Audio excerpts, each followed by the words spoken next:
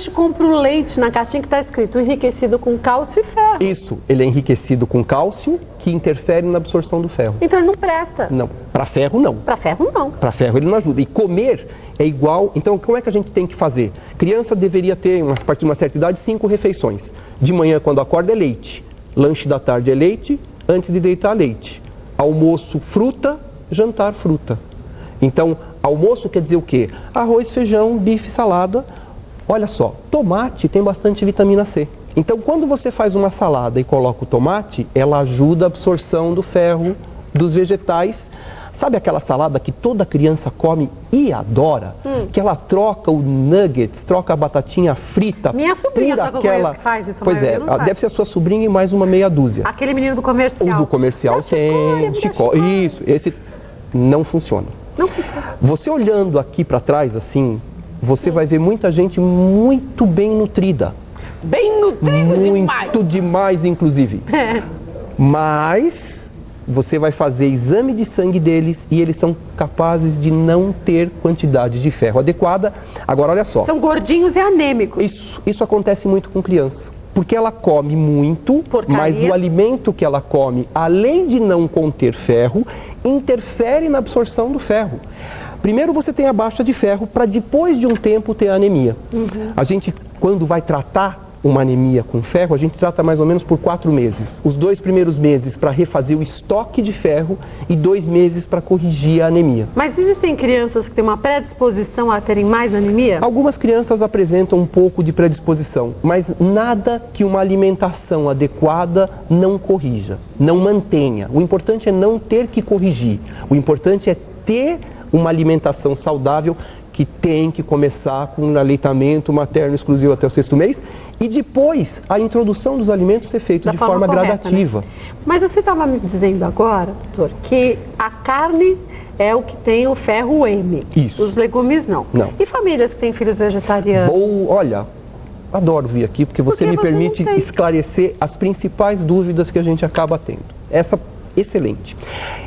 O corpo da... Vou te falar uma frase, isso aqui eu ouvi hoje da minha esposa, um beijo para ela, Janice, um beijo. Beijinho.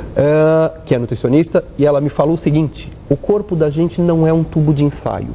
Tubo de ensaio é assim, você coloca um elemento, põe um outro elemento, nada acontece fora. O corpo da gente é extremamente, muito bem feito.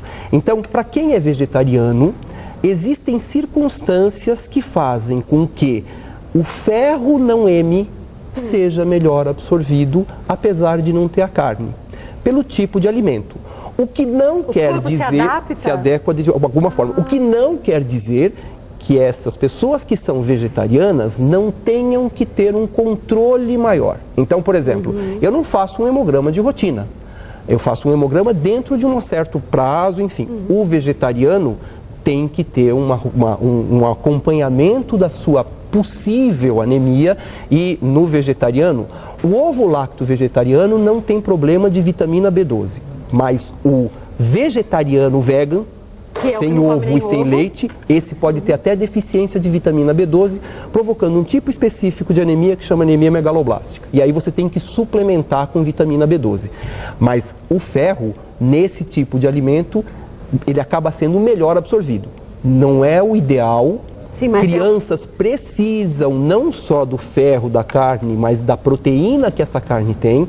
As outras proteínas não têm uma biodisponibilidade tão adequada, mas você pode, fazendo uma dieta ovo-lácteo vegetariana, com acompanhamento clínico e laboratorial adequado, fazer uma alimentação bem saudável, inclusive para os vegetarianos. A carne de soja tem ferro? Pouco. Pouquinho também? Porque não é carne de soja, né? Porque é isso, soja, a gente chama de carne de soja. Proteína texturizada. E ela é um vegetal. É a soja. Isso, ela é vegetal. Ela não é, ela é um feijão. Né? Na verdade, ela é um feijão. E muitas vezes a gente acaba tendo que suplementar, mas, por exemplo, tomando um leite adequado.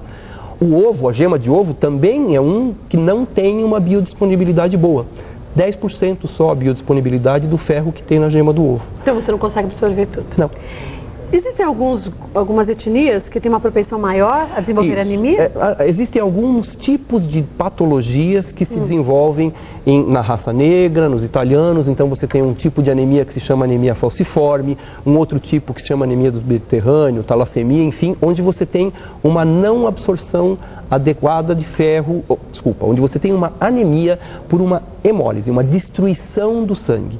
Então eles fazem anemia porque por alguns mecanismos eles podem perder esse sangue ou por sangramento ou por algumas características da forma da hemácia que quando ela passa, então por exemplo, a anemia falciforme é uma hemácia em foice, então quando ela passa pelo baço ela acaba sendo destruída, enfim, e eles têm anemia. Muito cuidado, porque, por exemplo, a anemia falciforme, como ele tem destruição, ele tem falta de ferro. A talassemia, um tipo delas, que é muito parecido no exame com a anemia, ela não tem falta de ferro. Então, se você der ferro, você não vai estar corrigindo esse quadro, você tem que dar o ácido fólico. Isso é uma questão que quem vai definir? É o médico. O médico. Mas é bom a gente falar, porque sabe que de médico louco todo mundo tem um pouco. Verdade. E médico, já é médico de louco, então às vezes ele tem muito.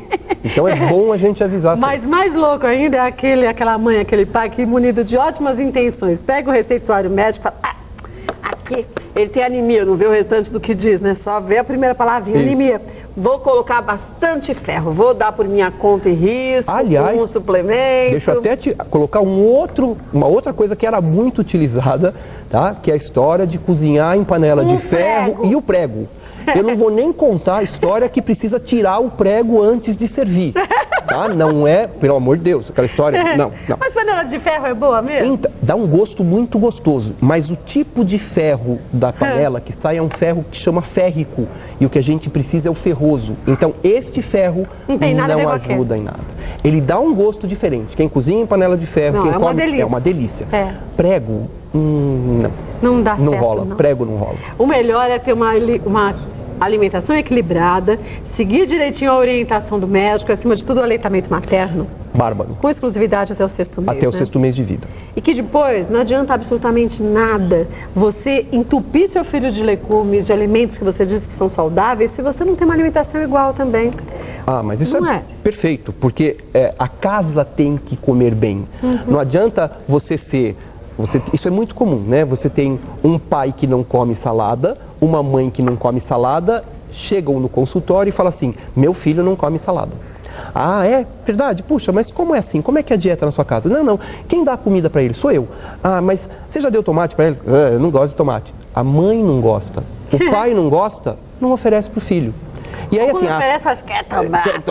Pois é, esse negócio aqui, isso vale para fruta, isso vale para... Então, por exemplo, o que é comum você ter? Olha, ele não come... O que ele come de sobremesa? Um pudinzinho, um docinho. Pudim não é sobremesa. Bolo não é sobremesa. Sobremesa é fruta. A gente precisa de 5 porções de fruta por dia desde criança. É que a porção é uma porção pequena. Então, se você tomar um suco é uma porção, uma maçã é uma porção, uma banana é uma porção.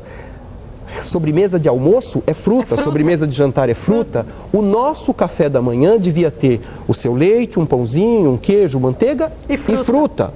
Sempre a gente deveria comer fruta. Não é todo mundo que gosta, e eu acho difícil entender que tanta gente gosta de doce. A gente tem o país dos mais abençoados de fruta do mundo. Todos os tipos, gostos, cores, credos, raças, religiões de fruta. E tem gente que não experimentou. Então isso é uma outra coisa importante, né? Experimentei e não gostei, pode até ter. Mas não de Não todas. experimentei e não gostei, não tem, porque isso é outra coisa.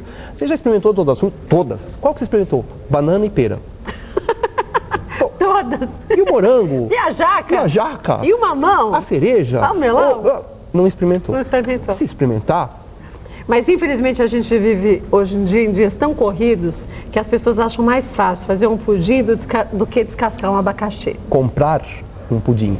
E depois vai ter que descascar outro abacaxi. Porque levando aí vai a criança para o médico. Isso. E aí gastando os tubos com remédio desnecessário por sinal. Verdade. Né? Olha, o doutor volta mais vezes aqui ao Mulheres. Por sinal, qualquer sugestão que você tenha sobre o tema, alguma dúvida que você tenha, você pode sugerir. mulheres@tvgazeta.com.br. Doutor Moisés, mais uma vez, obrigada. Obrigado viu? você, Eu agradeço Tati. sempre.